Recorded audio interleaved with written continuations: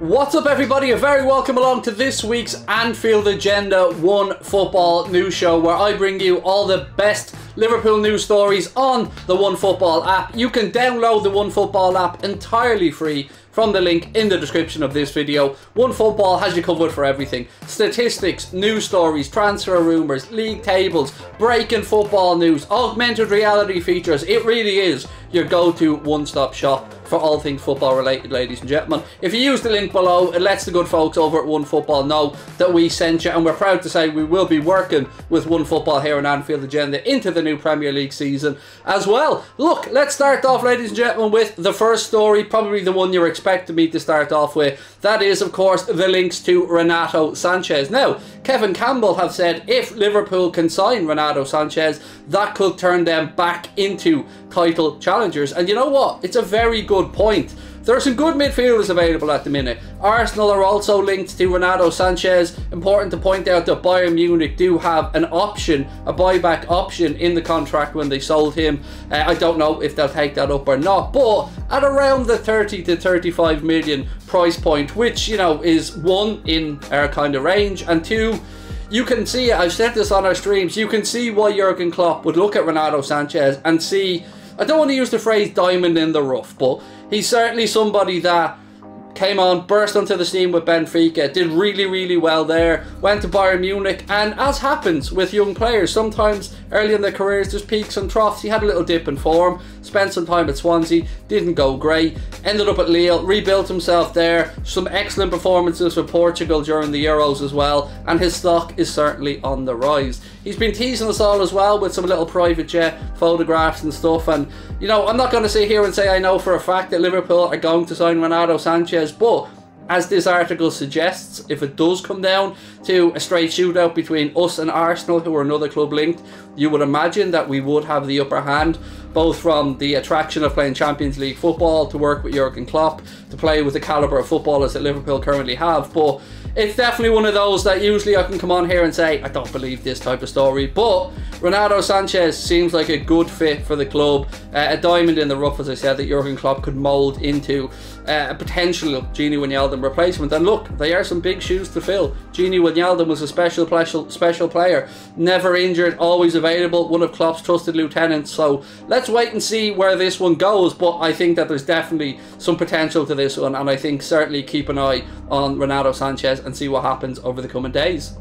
The second story I want to talk about today involves Danny Ings for a couple of reasons. One, the Mirror have reported that Liverpool have a 20% sell-on clause in Danny Ings' contract, meaning if he does move from Southampton, Liverpool will get a bit of a windfall from that. He has refused a new 4-year contract with an option of a 5th year at Southampton, and looks like he has his sights set on a move to maybe a club playing in Europe, or certainly to challenge himself and push himself a little bit further in his career. I mean, his goal record, 46 goals in 100 games for Southampton, almost 1 in 2.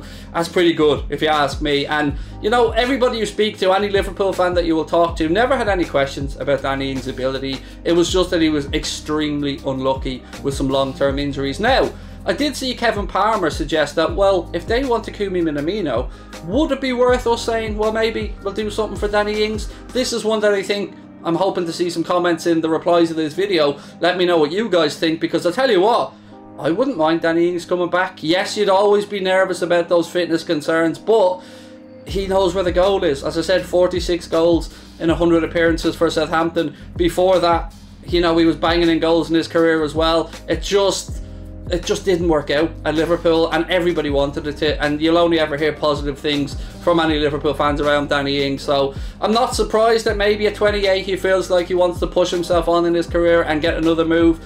And you know, I think Spurs, Man City, a few other clubs had been linked with him previously.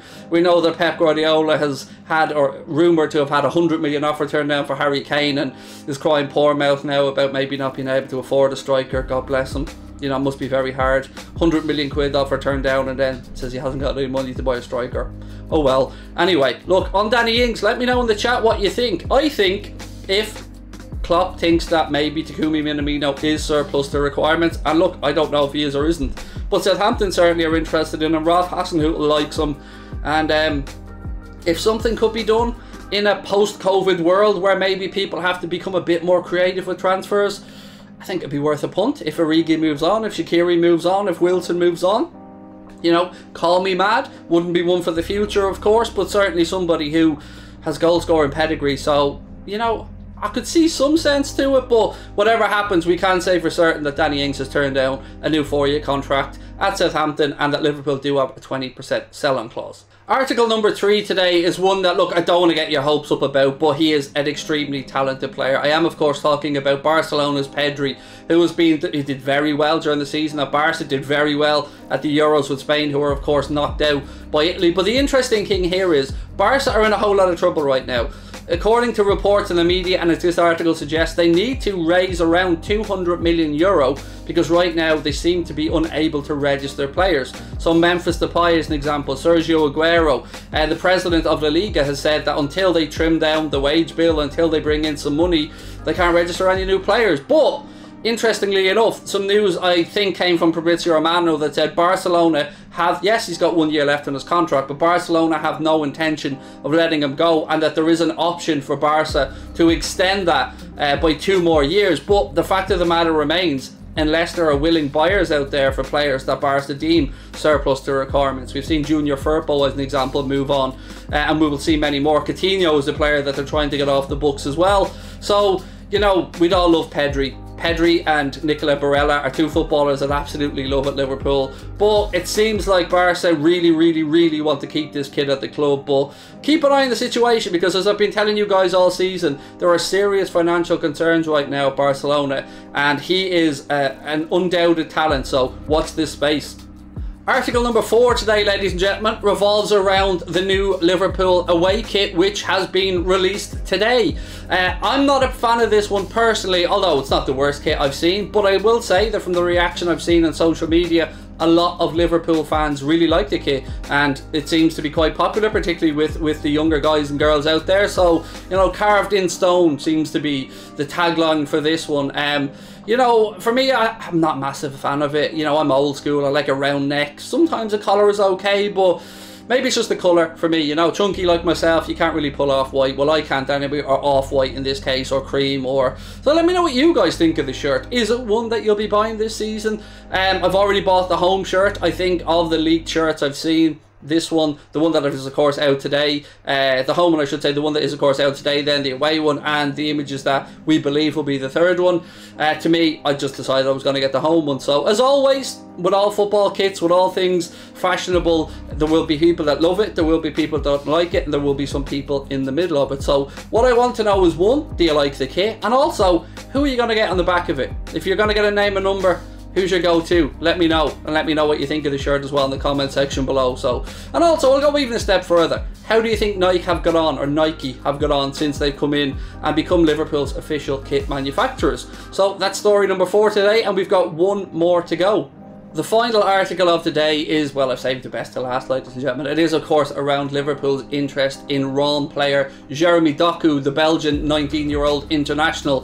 Galetti, the journalist that's speaking about this story, believes that he's quite happy in France, but I don't think there will be any shortage of clubs looking to sign Jeremy Doku up after a very impressive performance. So, the legendary story goes that at 16 years of age, he was shown around Anfield and Melwood, but at the last minute, I think Romelu Lukaku was asked to perhaps persuade him not to make the move and to continue on in his development on the continent of Europe. He has done. He's performed really well. I'd say, look, I'd be guessing if I'm talking about a figure here, but we do know one thing for certain. Liverpool have been tracking this guy since he was a teenager. He's still a teenager, Craig, but they've been tracking him since he was an early teenager, and this is somebody that I would love the club to go out and get. Again, you look at the type of profile. Is it realistic price-wise? Yes.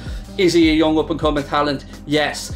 Can he play for 4 or 5 years? And you're not going to like me for saying this, but going with the FSG model, maybe sell him on down the line, perhaps. But either way, we've seen with his electrifying performances for Portugal during the Euros, the kid's the real deal in my eyes, and I would be absolutely over the moon if we can somehow tie up a deal for Jeremy Doku. Could be one of those situations where Michael Edwards pulls a masterstroke like he did with the Naby Keita deal. Now, I know people are going to say, hang on, Greg, that didn't work out. But the way he went about the deal was very clever. So maybe he goes to Ron and puts a package like that together. We do have Harvey Elliott, of course, another young talented player to come through this season. So let's wait and see. But if I was to name one player I'd want us to go out and sign, Jeremy Doku's name would be right up there at the top of the list, ladies and gentlemen. So this is one that I, on a personal level, am going to be keeping a very, very close eye on. I don't think we'll be alone in the interest. I think Ron will be fighting off interest all around Europe. No idea what the price tag may be, but, you know, watch this space, because we do know Liverpool hold serious interest in this highly talented young man. So ladies and gentlemen, that has been this week's Anfield Agenda One Football News Show. I hope that you've enjoyed it. As always, this will be a regular thing right throughout the summer. But if you want to help us out, one thing, do put a comment on the video. Let me know your thoughts on what we spoke about. Hit that subscribe button. But most importantly, use the link in the description. Get yourselves over to either the Google Play Store or the Apple App Store with our link and download the fantastic One Football app. Get yourselves ready for the Premier League. Get yourselves ready for the Champions League, because oh yeah, we in the Champions League, ladies and gentlemen. We are there. Don't know how we managed to do it, but we did. So look, as always, I've had great fun recording this. I hope you guys have enjoyed it too. I will talk to you soon. Download the One Football app with our link. Let us know that we sent you over. Have yourselves an absolutely wonderful end to the week. I will talk to you soon. Take care. Lots of love.